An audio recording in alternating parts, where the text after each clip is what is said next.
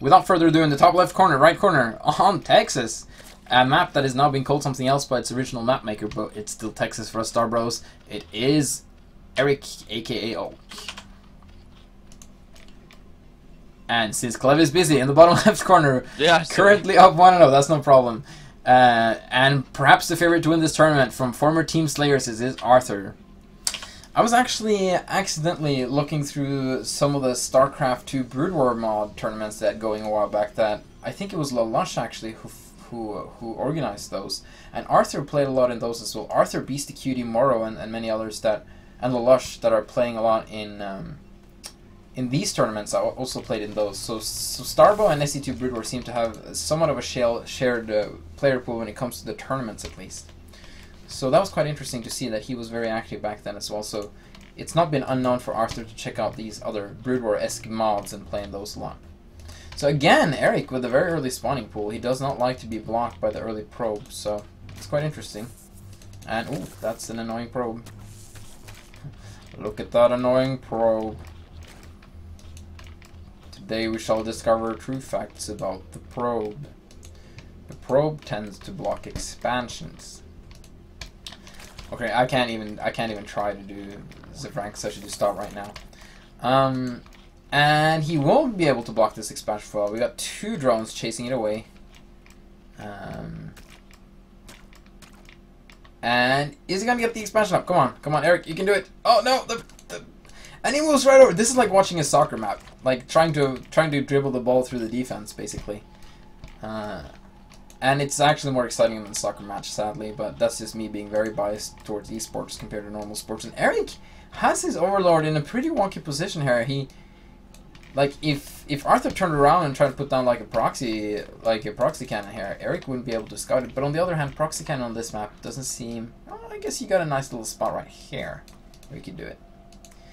Anyhow, Zergling's moving out. Arthur again with the almost full wall off. He has room for another pylon if he needs to block it off, and he's gonna go for his build. Let's see. Oh yeah, this time Erik with the mind games going for 3 very fast hatcheries. He's gonna go for the macro game versus Arthur. That's pretty ballsy, but I think he kind of has to. I don't think tricking Arthur is gonna work. I think he's gonna have to go for some really strong 3-base timing with the Hydras or something, and just try and just whittle down his opponent that way, if at all possible. It's gonna be incredibly hard to try to beat your opponent.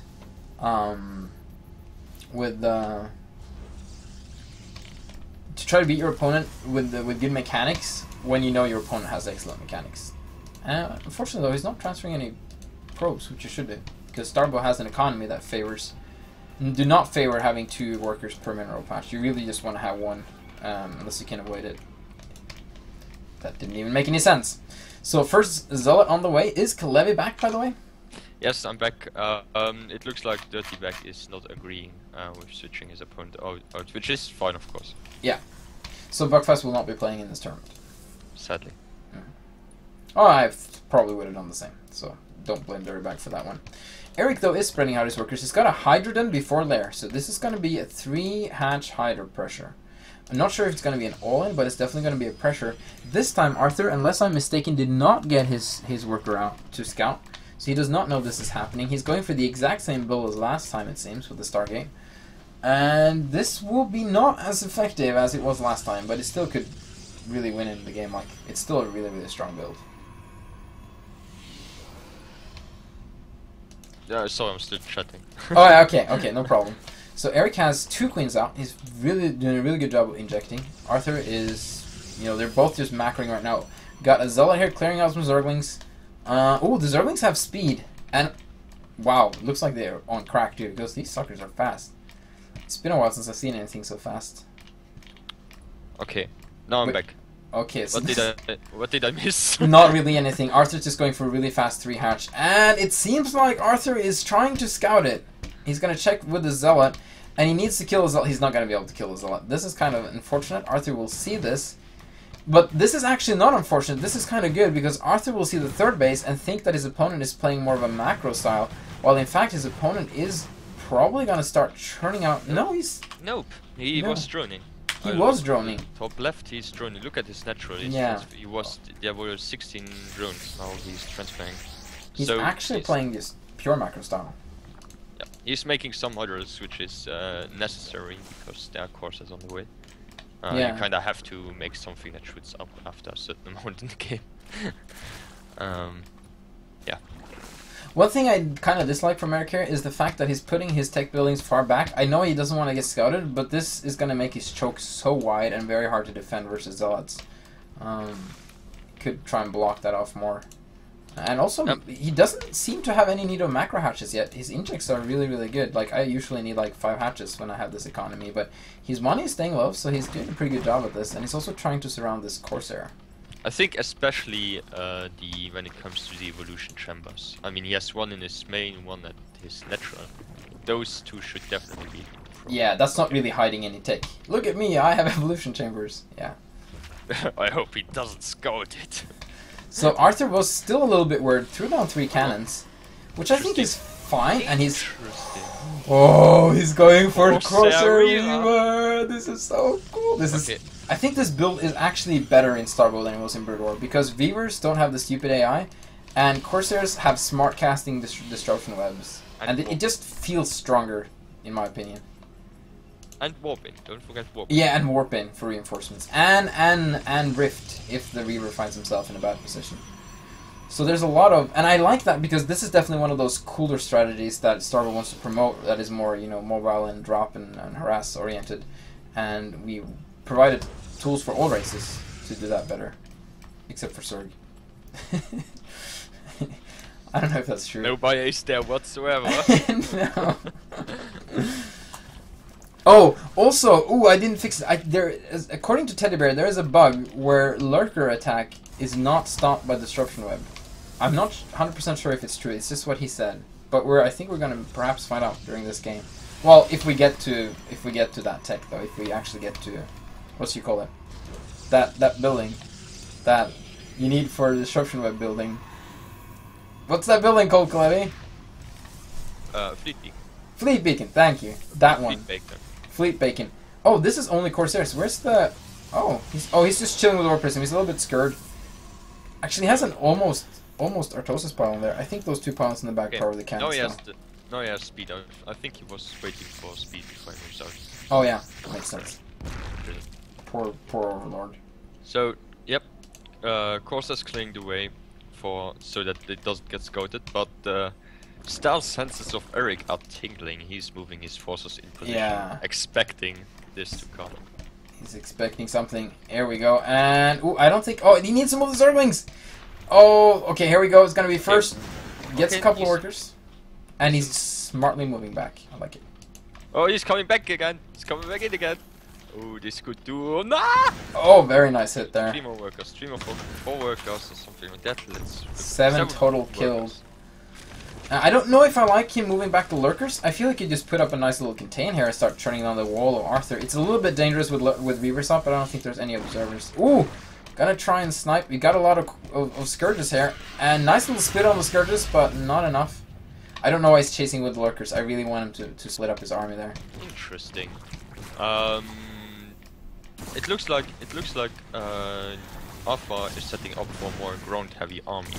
That means he stopped Corsair production, he put down 3 more gates actually, and gets Zealot in charge. Oh, this prism! Oh, the prism! The prism goes down! And Scott just tracing the Corsairs away. Also, High Templar and Stomp away. Just pointing that out. I once asked Arthur if he thought Reavers were imba, and he said my Reavers are imba. Yep, but his prisms aren't. True story. Oh! Oh, these poor Scourges sacrificing. Although they could have connected. They could have. But Arthur, mind gaming. Yeah, this probe will not be able to take an expansion. No, I'll take that back. No, never mind. No, take your back. I'll take it.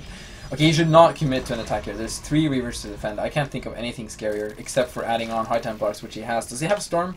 He has Storm. There's no way you can break anything here. I wouldn't risk it.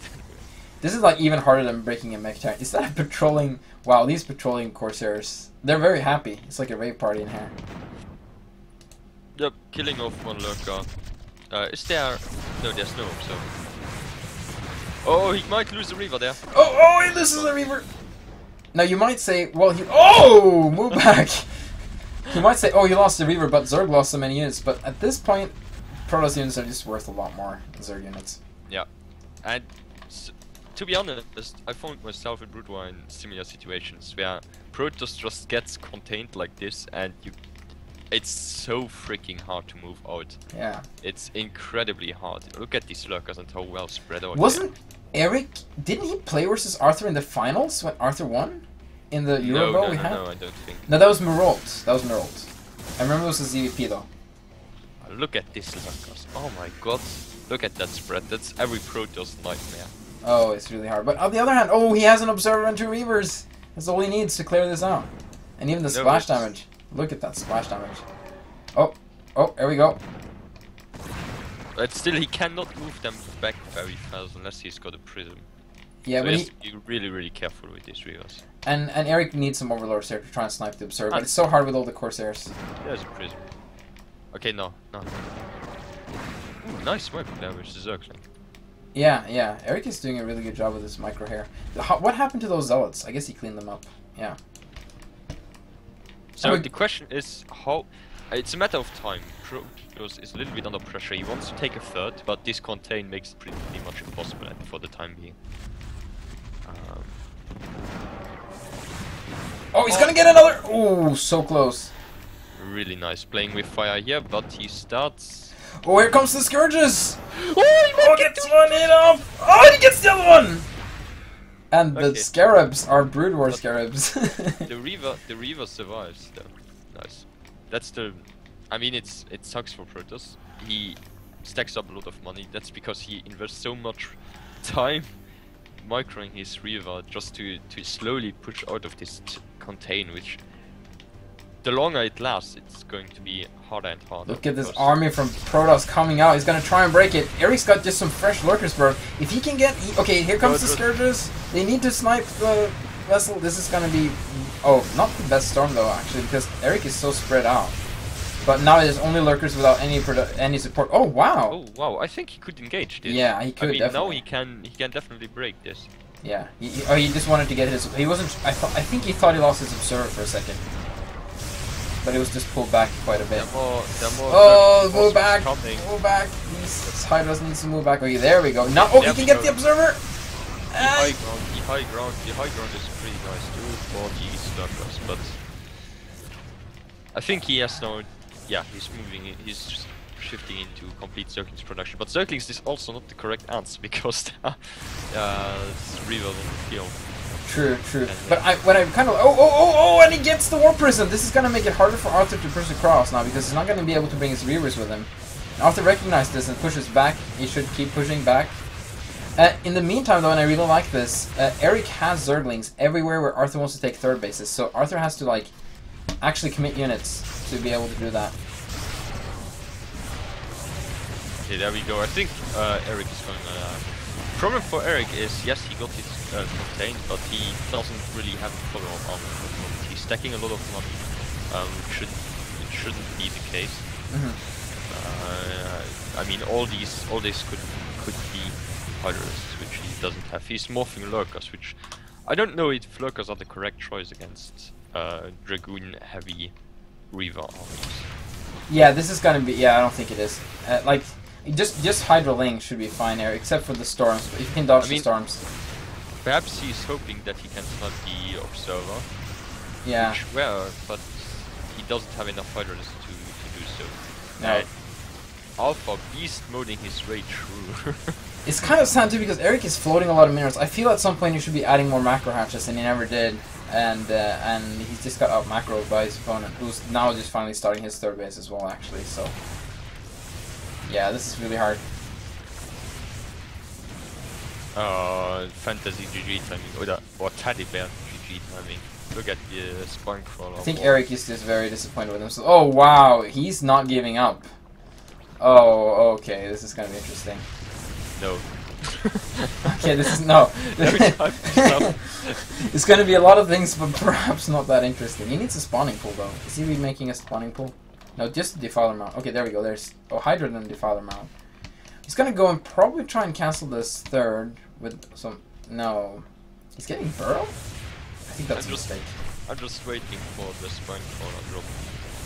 to happen. Oh yeah, Spinecrawler drop could happen. Spinecrawlers now can move in Overlords. You get two of them in Overlord, and Spores as well, of course, or else it wouldn't be fair. You should save this Spore by putting in an Overlord. Oh, and actually has his Spire still. And he's getting Burrow, which I'm sure is a mistake. There's really no reason he needs Burrow at this point. Yeah, I don't think you can break this actually. That's so funny. There's Zerg base up ahead. You cannot break it. There are 3 Lorcas and 10 Spinecrawlers. Zerg race ahoy! Yeah, this is gonna be difficult. Arthur needs to release the Kraken or something to get up here, which is equivalent to Reavers. Actually, Reavers can slowly break this. Actually, what wouldn't be a bad idea would be a fleet beacon now and get oh yeah, disruption web. True that. True that. Would pretty much. And then we could also see if this is true with the Lurkers. Oh yeah. Maybe I should type to him and tell him to do that so we can do some testing with some bugs right now. No, I'm just kidding. Alright, here comes a couple of Scourges. They're gonna die to Dragoons. Almost. Okay, there we go. There we go now. Poor Hydra is moving into the splash. GG! Poor Erik. I really feel for him though, because like he really wanted to get one game off of Arthur, and it is really sad that he gets knocked out this early because he's a really high caliber player. But he does.